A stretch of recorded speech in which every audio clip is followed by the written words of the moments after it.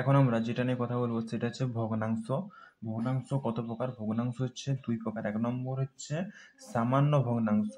সামান্য ভগ্নাংশ, ঠিক আছে, সামান্য ভগ্নাংশ যেমন হচ্ছে আহ, যেমন হচ্ছে 3/4, 5/4 ইত্যাদি, ঠিক আছে।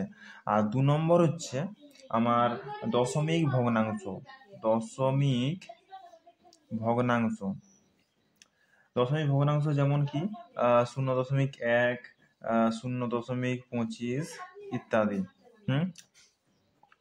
তারপর এই সামান্য ভগ্নাংশ, এই যে 1 নম্বরে যে সামান্য ভগ্নাংশ, এটা আবার 3 প্রকার।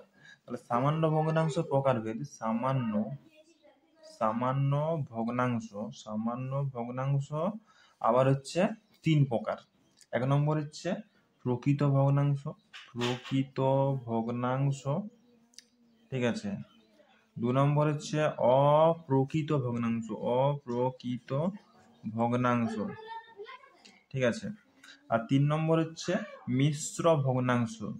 মিশ্র ভগ্নাংশ। এখন এই প্রকৃত ভগ্নাংশ, অপ্রকৃত ভগ্নাংশ আর মিশ্র ভগ্নাংশ নিয়ে কথা বলবো। 1 নম্বর হচ্ছে প্রকৃত ভগ্নাংশ। প্রকৃত ভগ্নাংশ কাকে বলে এবং কি কি? দেখো, প্রকৃত ভগ্নাংশ কাকে বলে? প্রকৃত ভগ্নাংশ যে ভগ্নাংশের লব হরের থেকে ছোট হয়, মানে লব, এই যে একটা সংখ্যা লিখছি 5/4, যে ভগ্নাংশের লব, উপরেরটাকে লব বলে, নিচেরটাকে হর বলে, ঠিক আছে। যে ভগ্নাংশের লব হরের থেকে ছোট হয় তাকে প্রকৃত ভগ্নাংশ বলে, ঠিক আছে। এটা লবটা আমাদের বড়, ঠিক আছে, লবটাকে ছোট হতে হবে, হরের থেকে ছোট হয় তাকে আমাদের প্রকৃত ভগ্নাংশ বলে। কি বললাম? প্রকৃত ভগ্নাংশ কাকে বলে? যে ভগ্নাংশের লব হরের থেকে ছোট হয় তাকে প্রকৃত ভগ্নাংশ বলে। এটা বোঝানোর জন্য লিখলাম, ঠিক আছে। প্রকৃত ভগ্নাংশের উদাহরণ যেমন তোমার 3/4, 3/5, 99/100 ইত্যাদি, ঠিক আছে।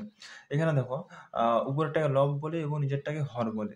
হরটা সবসময় বড় থাকবে আর লবটা ছোট থাকবে, তখন জানবে যে এটা প্রকৃত ভগ্নাংশ। তারপরে যাচ্ছি অপ্রকৃত ভগ্নাংশ। অপ্রকৃত ভগ্নাংশ। অপ্রকৃত ভগ্নাংশ অপ্রকৃত ভগ্নাংশ কাকে বলে? যে ভগ্নাংশের লব হরের থেকে বড় হয়, মানে এর থেকে লব বড় হবে, তাকে অপ্রকৃত ভগ্নাংশ বলে।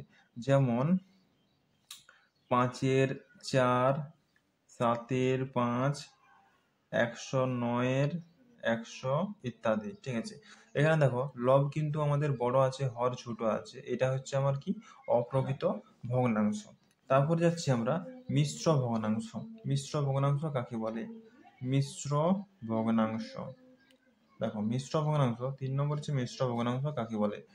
মিশ্র ভগ্নাংশ হচ্ছে আমার যে ভগ্নাংশে একটি পূর্ণ সংখ্যা থাকে ও একটি অপ্রকৃত ভগ্নাংশ একসঙ্গে থাকে তাকে মিশ্র ভগ্নাংশ বলে।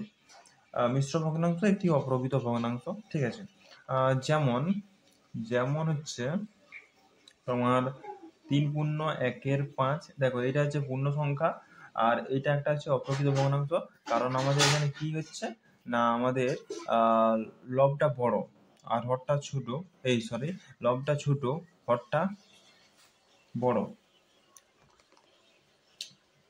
লবটা ছোট, হরটা বড়, তাই এইটা যখন আমরা গুণ করব তখন এটা অপ্রকৃত ভগ্নাংশ হয়ে যাবে। মিশ্র ভগ্নাংশ একটি অপ্রকৃত ভগ্নাংশ, ঠিক আছে। মিশ্র ভগ্নাংশ মানে এটা একটা অপ্রকৃত ভগ্নাংশ। যেমন সমান হচ্ছে 16/5, ঠিক আছে। দেখো এটা একটা মিশ্র ভগ্নাংশ। এই দেখো 5×3=15 আর হাতের 16, 16 উপরে আর নিচে 5, 5×3=15। তারপরে 6 তারপরে হচ্ছে 6×13=15 কত হবে? 15×6 কত হবে?